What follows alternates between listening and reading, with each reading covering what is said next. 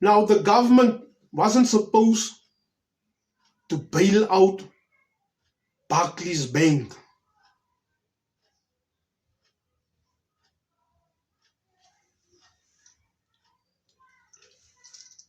They have steal this money, and the apartheid government have negotiated with this CODESA 1 and CODESA 2. And they discuss how they're going to steal this money and share it amongst them, which is your Ruperts, your Oppenheimers, your Herzofs, all these guys that's calling the big shots. You remember what his name was also in the negotiations, Cyril Ramaphosa.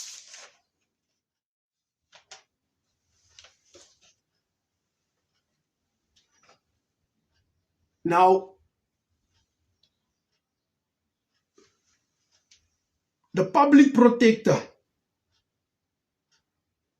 Basisisiwe, wasn't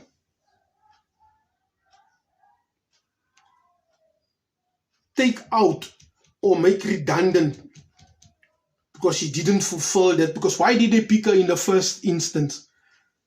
She have reopened this file.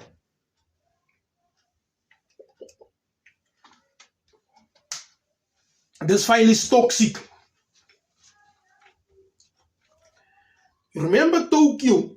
Tokyo was the premier. And then from the premier, he went to the CEO of this stupid bank, Absa Bank. Now, what these guys were supposed to do, all the presidents and the ministers and prime ministers or whatever, they take our money, our tax money. Then they go to, whether they go to Lesotho, Angola, United States, wherever they go there to make business so that the economy can turn. This is how they're supposed to work. And then they negotiate with those governments there and they come back. It's like they went to go fish. So if you go out fishing, then you must bring fish back. A fisherman doesn't go on into the sea and he comes back empty-handed.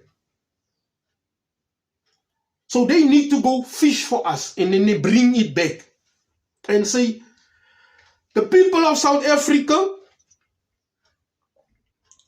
there's this and that and that and that's happening in America, and then they need A, B, and C and D in America. And what you've got here, we've got A, B, and C. Let's set you up. But what they have done, these guys, when they go there, they don't fish for me and you, they fish for themselves. Oh, this is a lucrative business, and they give it to the family. And they become trillionaires and billionaires.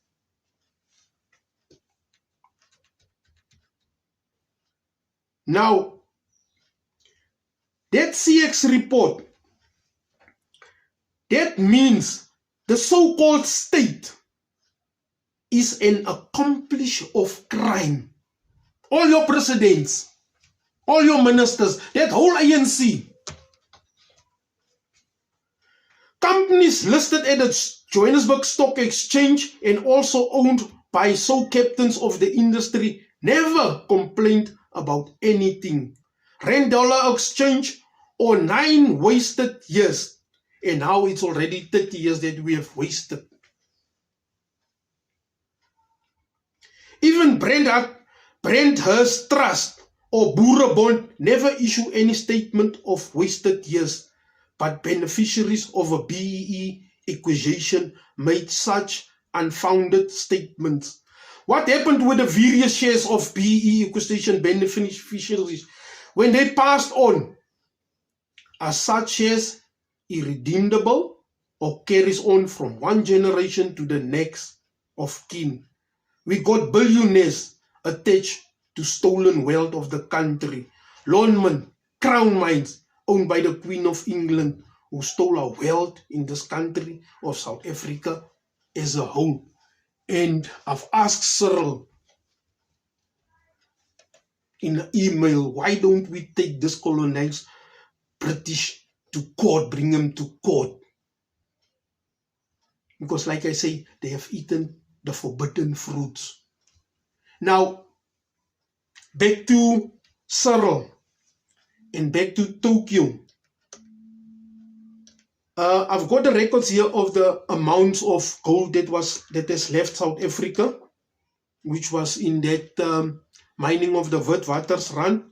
It's got everything from 1887 up to a certain year, and it's trillions of dollars. Now,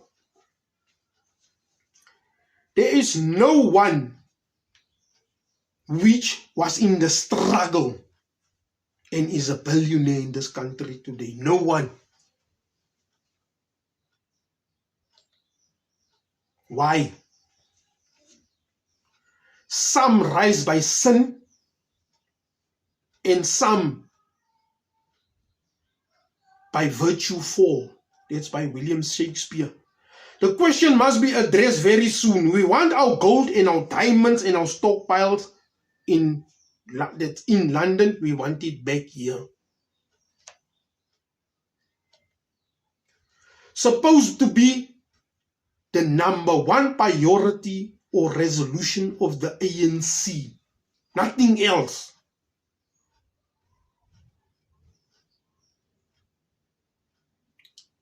There is one of ANC crucial resolution or given accomplish of stolen wealth, second term to lead the ANC. There is too much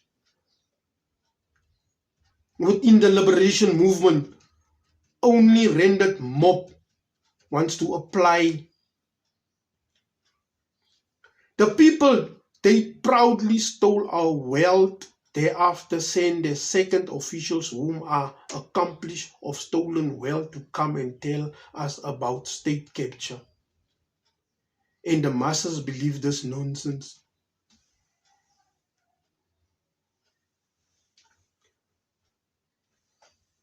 The people stole our wealth and they've made this thing look like a Gupta.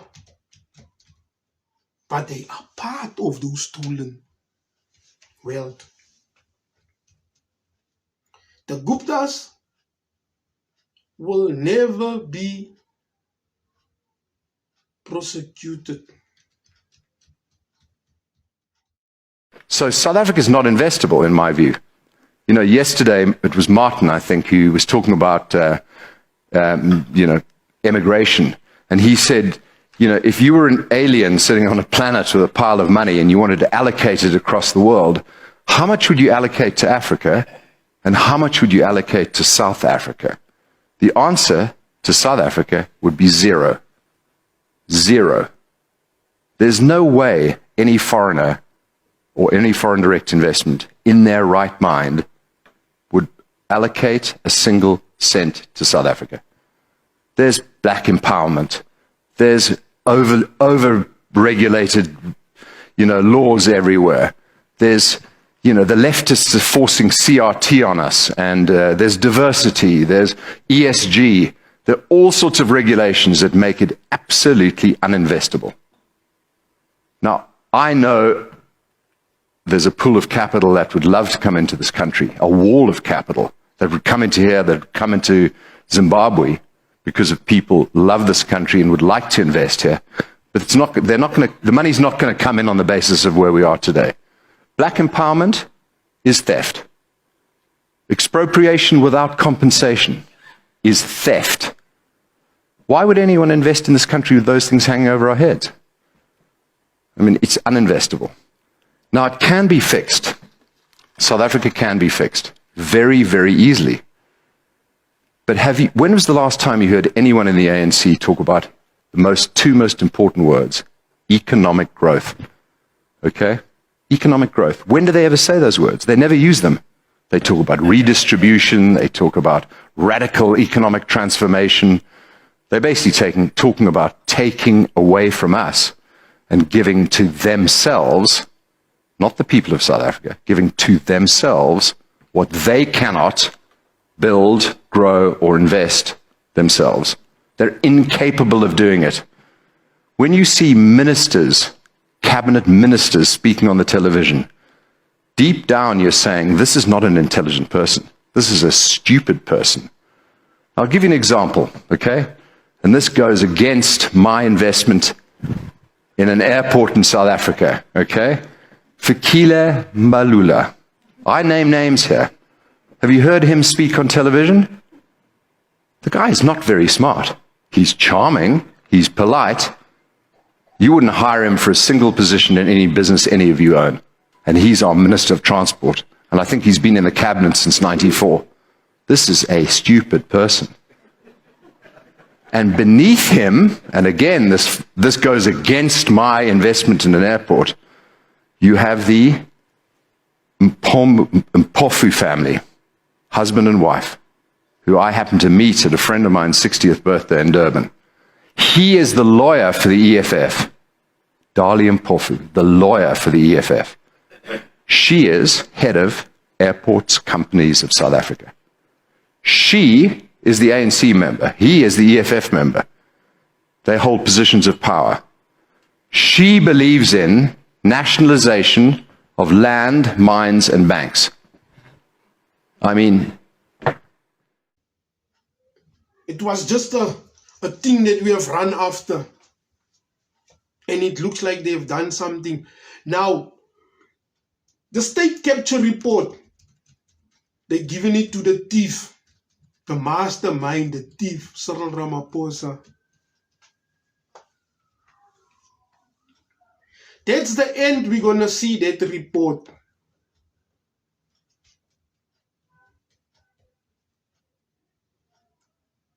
And the people that have come forward has been killed. The Commission of Inquiry should be about to repatriate our wealth as well as sovereign compensation from decision taken from the Berlin Conference. On record, there's no black person in South Africa who is in a position of capture the state.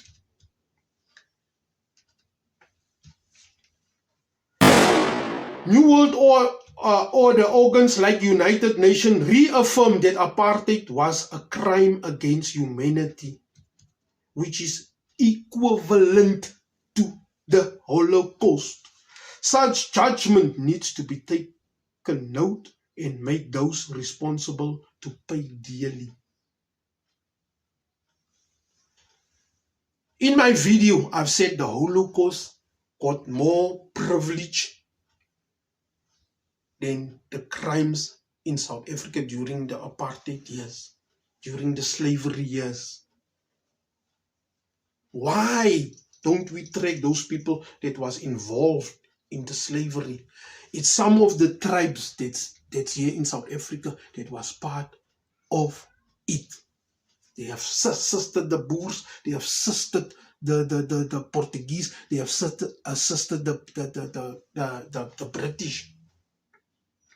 That's why they've got these fake things now. They are kings.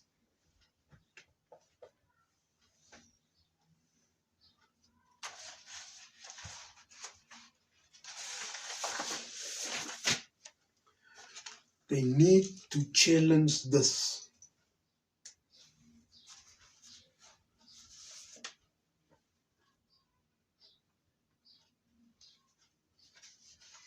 Now the tribes. I was supposed to make a video regarding the tribes, but I think I'm gonna leak out too much information. So when the attorney comes, he can take care of that, and then we can then see how far we'll go with it, and they need to present whatever they say against the document that's here.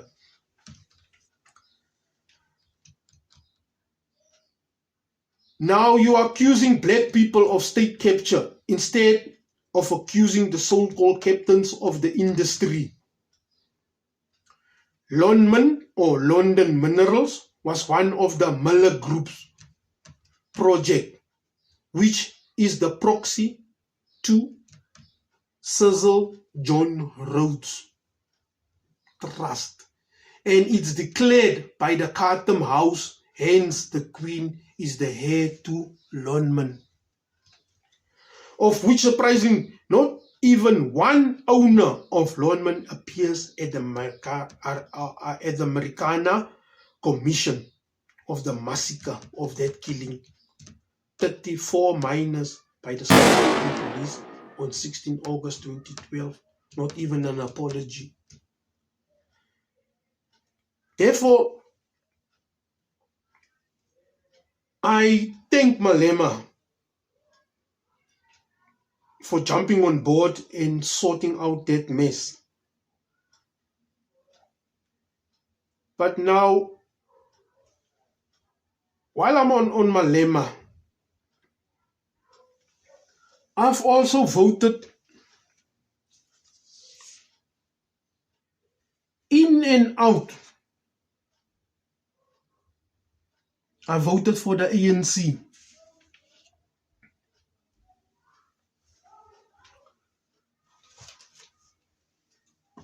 Am I part of the struggle?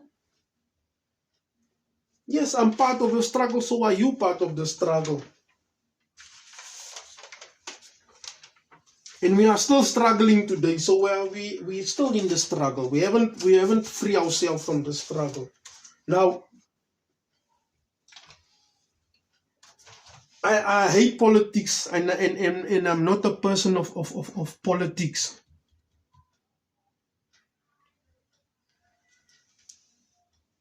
I went during the Jacob Zuma rule. I went to the FNB stadium. But before, I think let me start before I started with the. Oh, let me start there. It was at the FNB. It was under the Jacob Zuma regime. And I've never understood politics. It was just Mike my ex, and I vote for the ANC. So I went to the FNB that year.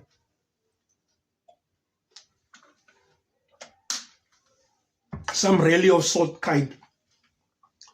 All the ministers came out, and the stadium was packed to its fullest capacity. FNB was packed. Outside it was people moving about. And Jacob Zuma came out. It was a chant. And he have done his saying and is off.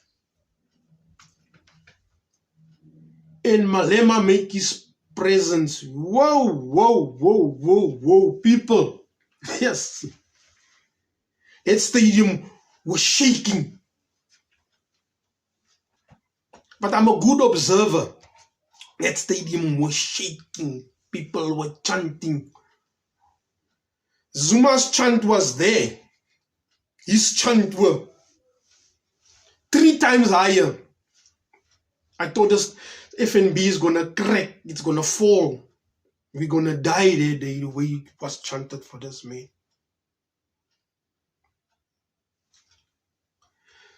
And he was still the Youth League president of the ANC. After that, his talk, I left. But as I go home, I was thinking of Malema, and I say, this guy, Malema, is the next president.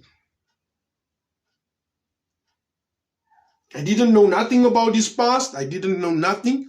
I just say this is the next president. He's got followers. He's got people behind him.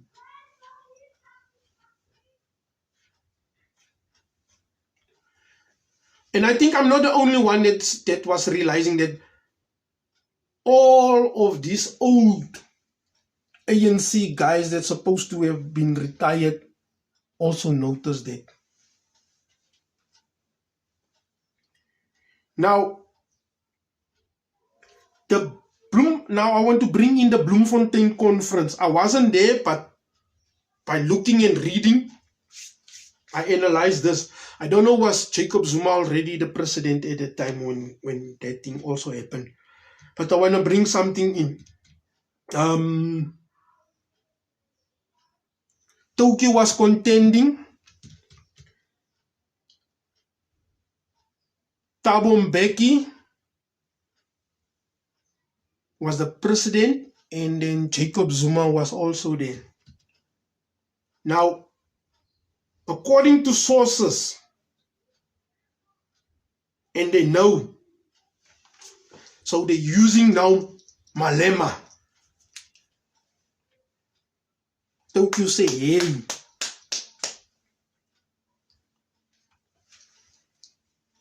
low punch, Thabo Mbeki there, give him a low punch. First round knockout. This is now Tokyo.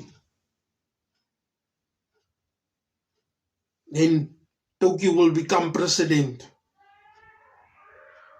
Malema fully agreed, or whatever the case may be there.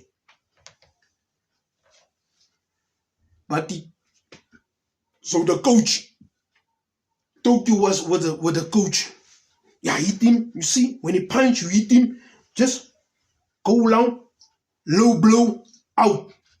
Thabo Mbeki is out. So Malema goes into the ring. He does what the coach have told him. Thabo Mbeki out. The coach jumps over into the ring to raise his fighter. But before he could do that, his fighter also hits the coach with the same technique. Down. Mbeki lays.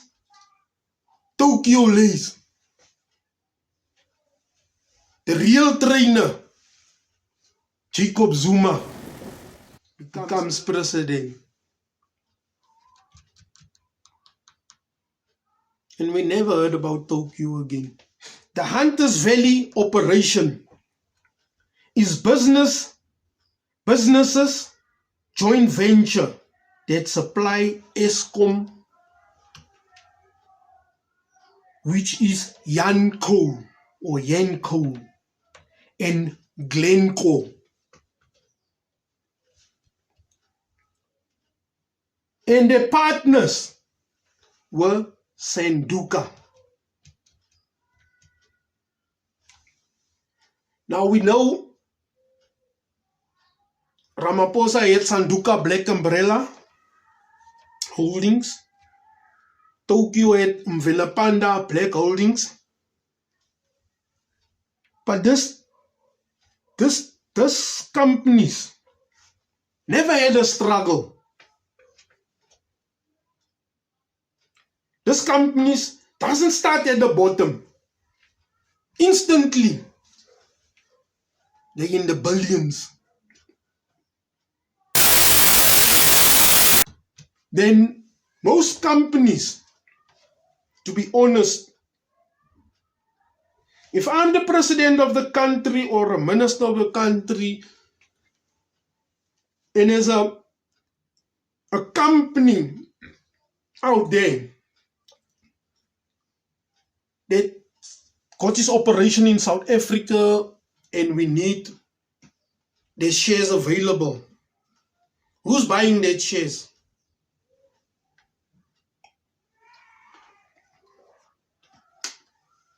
You'll only notice it's the same companies. Why didn't they take your 20 rand and put it in there?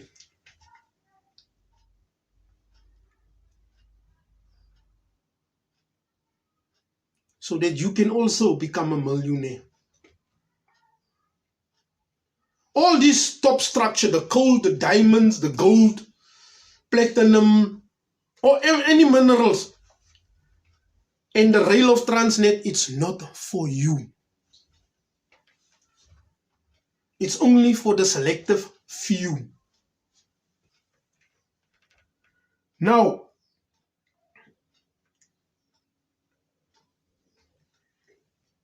Glencore and Partners Sanduka ownership Hunters Valley operation is a joint venture between Yancoal 51% and Glencore 49%. Where there is a Glencore means Sanduka is there. I've read now the other day that Glencore is in Ghana. Is it Ghana or in gold? One of the richest countries that side with the minerals. Glencore is there. So now, like the documents say, where there's a Glencore, there's a Sanduka. So the president, they there. If Glencore is in Australia, the president is there. Only their companies. Right. Where there is a Glencore, it means Sanduka is there. When Glencore stroke Sanduka sold Optimum mine to Gupta in Mabangalela Consortium, they sold it with RBCT shares terminals. That means that Saldanha Bay, whatever port they've used there at Transnet, they've also owned it. So that means you cannot trade in those commodities unless you see those guys, and those guys will never give it to you. Izimbiwa Coal also supply Eskom with coal, and its controlling company is IC Holdco and jointly controlled by Pembani Group Pty Ltd and Glencore, which hold 49% of shares, in Sanduka Holdings 51%. All these companies, as you can see. And you remember at the time, the coal price escalated when Cyril was there. In that case, is said and done, and Glencore will find somewhere in Germany and whatever, and we have done nothing. We have done absolute nothing in South Africa. Now, with the case, back to our attorneys now. No, I must first do that.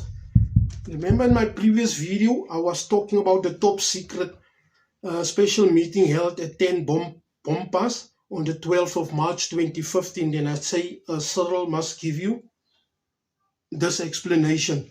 Now, present in this meeting is Cyril Ramaphosa, Ivan Glasenberg, Johan Moolman, Johan Rupert, Dave Bruce, Trevor Manuel.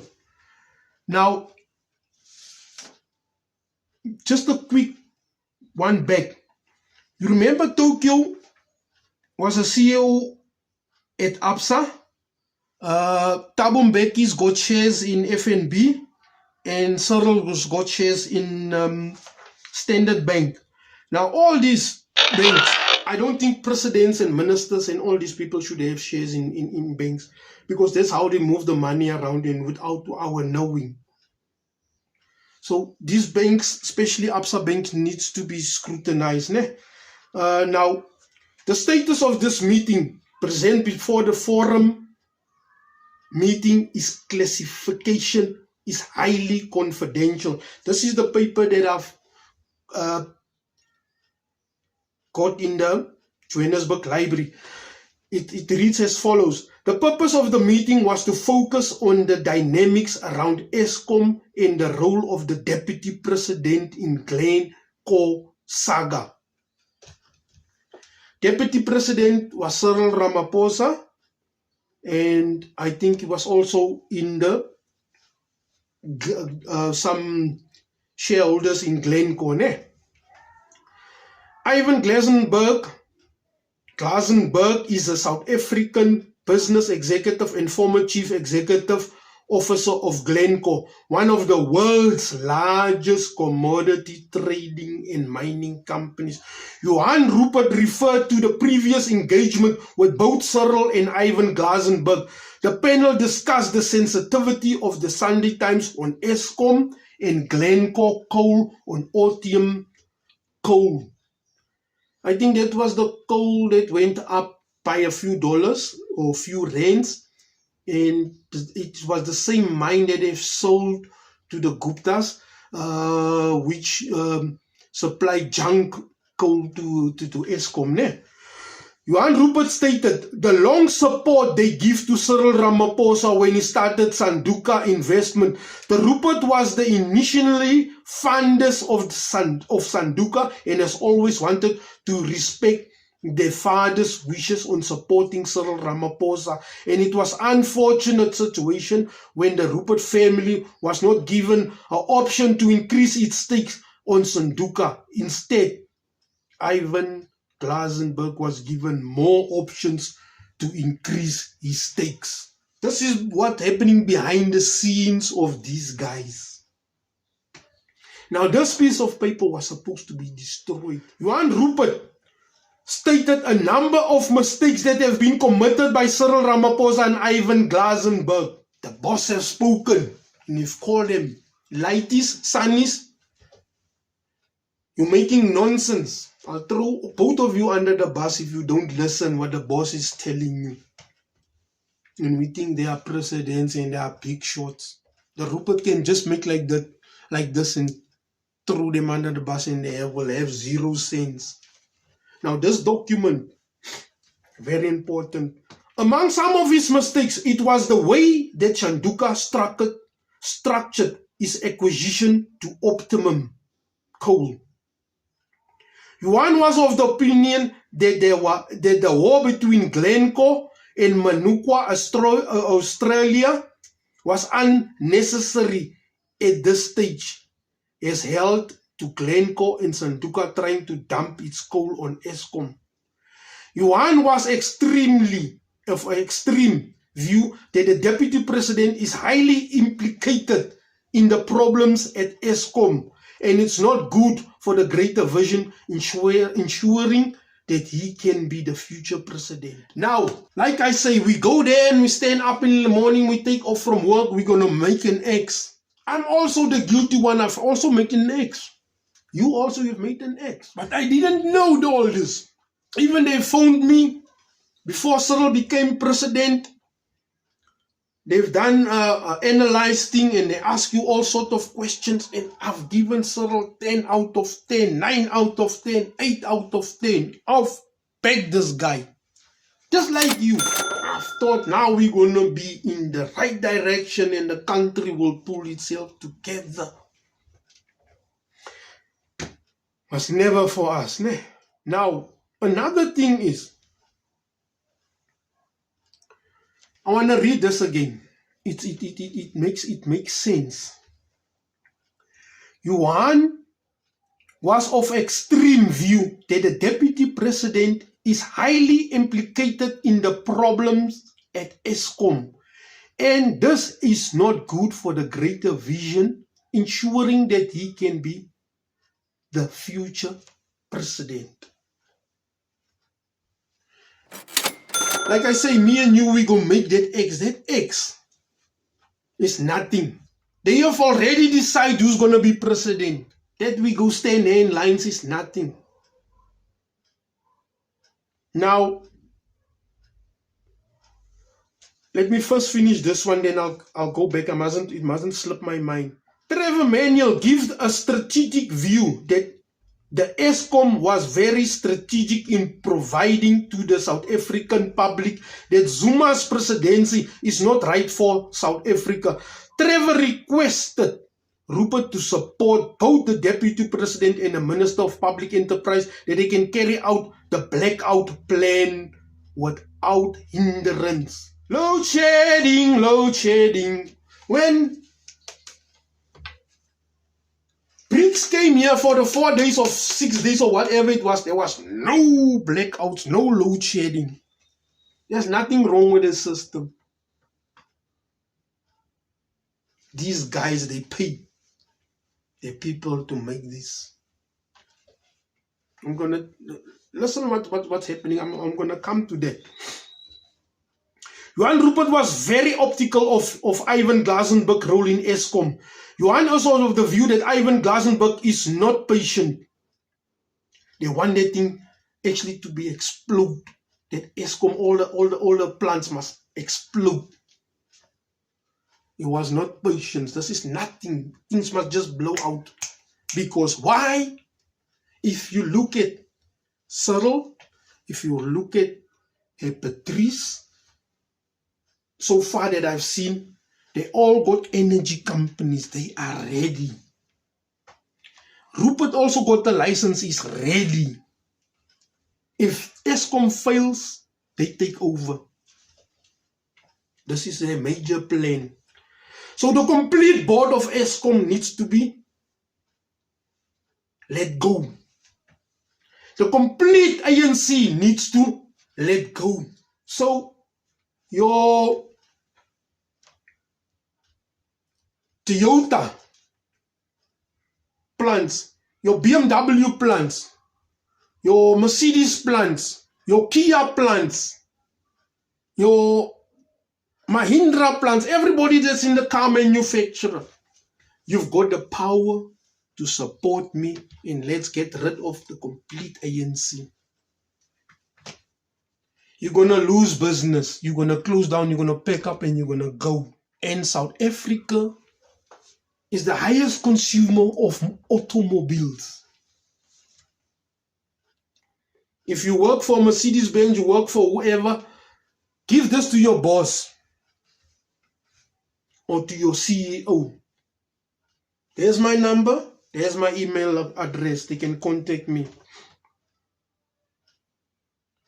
Trevor come to the rescue of the deputy presidents once again by stating that Lynn Brown has put in place a broader plan to ensure that the preferred people by the President Zuma do not occupy strategic positions at Eskom. So, we say Zuma is a useless president. They have made Zuma fail. Who? Cyril, Ivan Glasenberg, Trevor Manuel. Zuma, when he comes with his cabinet, they must fail. They mustn't put in their strategic positions. So, we have a three-headed snake of ANC. Trevor advised the panel that the Eskom suspension can be exploited to their advantage by ensuring that the blackout happened under acting team. Trevor was explaining how Lynn Brown has converted Khoza, the acting CEO of Eskom, into a double agent that can give the chair false hope. Trevor ensured Johan that the plan is in place to ensure the blackout happens accordingly. The National Energy Regulator of South Africa, NERSA, has awarded an electricity trading license to Remco Energy Exchange that's now owned by Rupert. Boof! Boof! You cannot change another ANC people for another ANC president. It will happen over and over again. The complete ANC needs to be discarded. Now, before I close off, I want to go back to Julius Malema. Julius Malema is powerful. He's strong. At any time, at any rate, he can be the president of South Africa. There's no doubt about it.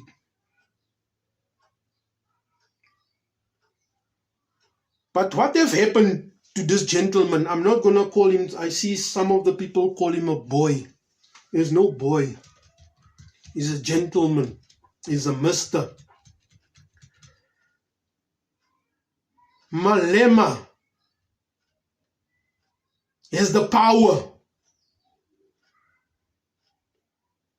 But due to this, was talking about the mines, nationalizing the mines. The old gunners, they hit him hard. They hit him where it matters, to bring him to their level of understanding. As you can read here, nobody's going to mess up. They bring him to their understanding, to his level, to their level. Bite him SARS, because they know how they have transferred the money to him and what is legal and what is illegal. They brought him to 0.0.0. Now, as you have seen, Mbekki's got shares in FNB, that one's got shares in Absa, this one's got shares in Pick n Pay, and all these things are ridiculous expensive, because the back is the greedy guys. Nothing have returned to normal after the COVID. They bail out these fraudulent banks. Because they want shares in there. They've bailed out. None of the companies with this lockdown and that riot that we had, smaller Nyana companies that had 3 people, they never recovered because they didn't have insurance. Some have to lay off, close down, so it's a pact. Unemployment, we are packed. People that have the places that was burned, the factories that was burned, it destroyed. Maybe that people didn't even return to open up their factories again. So the people that was working there are unemployed.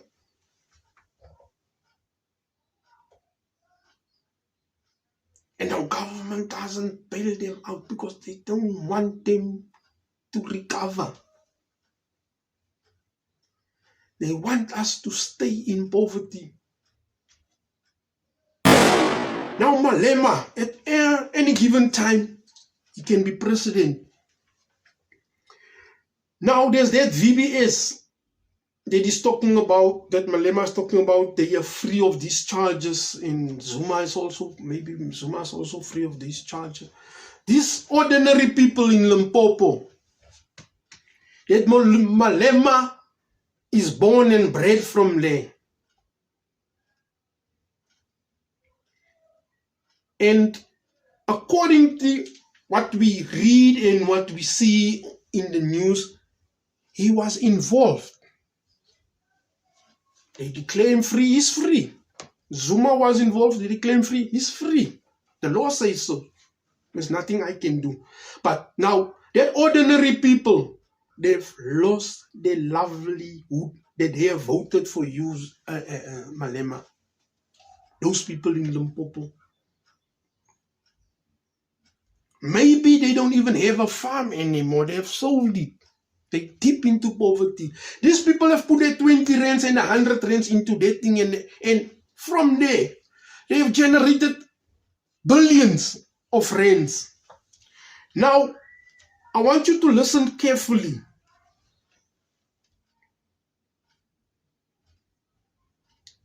Those people didn't use FNB, they didn't use Absa, they didn't use Nedbank, they didn't use Standard Bank, they used their own bank.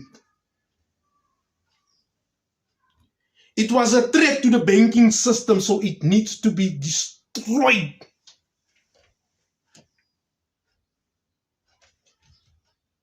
Again, Malema's got now a farm, and those people doesn't have.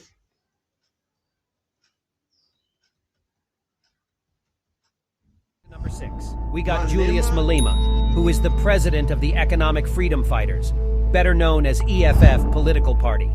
He is one of the most popular politicians in the world today. Malema made his name by challenging the failures of the ANC and the apartheid system, including inequality. Many people didn't know that Julius Malema is also a businessman who owns various companies across South Africa. Surprisingly, he is also a farmer, and many African people are now moving to agriculture because of the food prices are going up in South Africa. Julius fell in love with farming, and he's also involved in livestock farming, which is very interesting. Personally, I strongly believe that agriculture is one of the most profitable industry in the world, through all major commodities. Secondly, Malema invested in several properties in South Africa, including accommodational developments. Since cost of living is getting more expensive, people need affordable places to stay at. Well, it's not clear on which or where his properties are based at, and how much he makes yearly on them. Lastly, he invested in numerous businesses across the country, including Mazimbu Investment Trust and other major companies out there.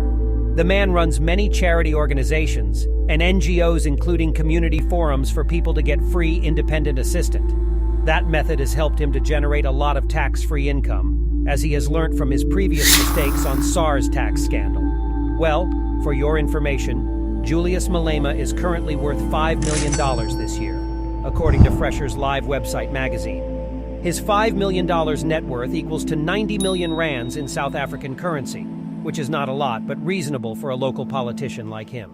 You've won the Limpopo province, and you've won some other provinces there and there and there. And now people start to think, why doesn't this guy becomes president? What is in his initiative? What have they told him to come up again to be a millionaire? The EFF, I've checked, I've tried and analyzed this thing. They don't have a mayor, they don't have a councillor, they don't have nothing. Nothing in parliament, in government, nothing. Wherever they've won, they've got nothing. But they've won that vote. Now they formed this coalition with the DA. And then they cause corruption. Poof, there's a DA going out, and they don't want this mayor all of a sudden. And they with the PAC that side, and they kick off, they're making disruption, disorder. Nothing must function. When you compare South Africa today is nothing but a shadow of its former self. Here it is, you've got this young man, Julius Malema, who calls himself an anti-apartheid activist. And a young man that really, truly speaking, has a zeal beyond his qualifications.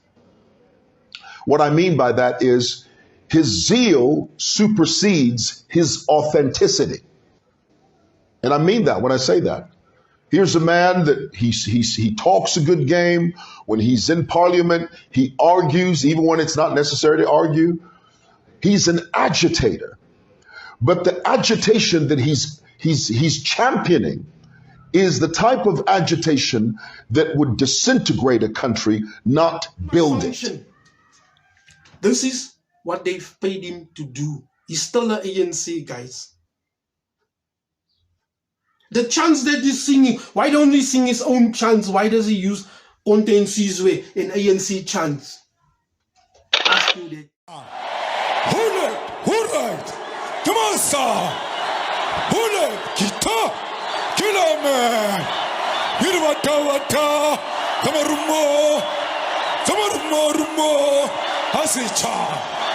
Where were you when I'm fit? Where were you when I'm there? So fast, Kichi. Why is it so fast, Kichi. And that is Kichi. Malema has built nothing. Sipram Konto Alliance.